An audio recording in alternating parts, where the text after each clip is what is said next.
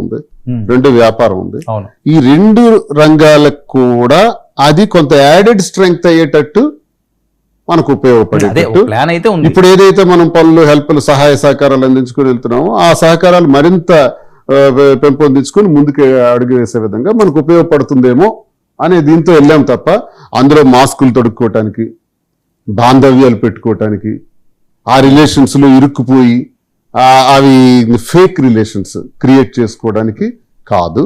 అక్కడున్న fake relations మీద గట్టిగా మాట్లాడాలని నిర్ణయించుకొని వెళ్ళటం మాత్రం జరిగింది. ముందే ప్రిపేర్ 35 days లో చూస్తున్నాం కదా ప్రోగ్రామ్.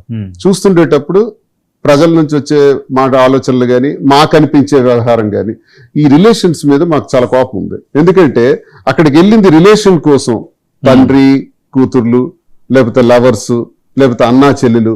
ఈ రిలేషన్ ద్వారా బిగ్ బాస్ గేమ్ లో ఏదైతే ఆడుతున్నారో ఆట ఆడటంలో మాస్కులు తొడుక్కొని ఆడుతున్నారు, నటించి ఆడుతున్నారు. అంటే రియల్ గేమ్ రియాలిటీ రావట్లేదు. అది ఎంతసేపు బంధాల్లో పోతుంది.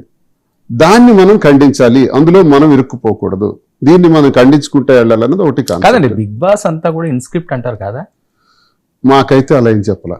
మాకైతే ఏమని చెప్పారు చెప్పండి, ఓపెన్ గా చెప్పండి. మాకైతే మీరు ఆవిడ ఉన్నప్పుడు మీకు కొద్దిగా ఇబ్బందిగా ఉంటుంది చెప్పడం. అయిపోయింది. ఏం లేదు, నాకే ఇబ్బంది, మాకు ఇబ్బందులే లేవండి జీవితంలో. దీనికి ఇబ్బంది, మాట్లాడితే ప్రాబ్లం, ఇది ఆడకూడదు, మాకేం ఉండవు, అన్ని ఓపెన్ గా మాట్లాడతాం. మాకైతే ఎవరు కూడా ఇలా ఉండాలని మాకు ఎవరు చెప్పాల.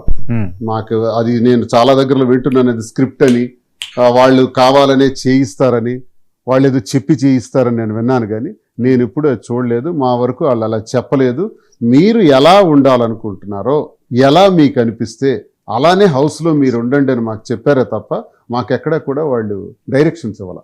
అది రాంగ్. అది అంటే ఏం చెప్పారు అసలు, ఏముంటుంది హౌస్ లో, ఏం చేయాలి? అక్కడ మీతో పాటు 15 మంది అవుతారు. మీరు ఎలా ఉండాలనుకుంటున్నారు, మీరు ఏం చెప్పాలనుకుంటున్నారు? ఇప్పుడు నాగార్జున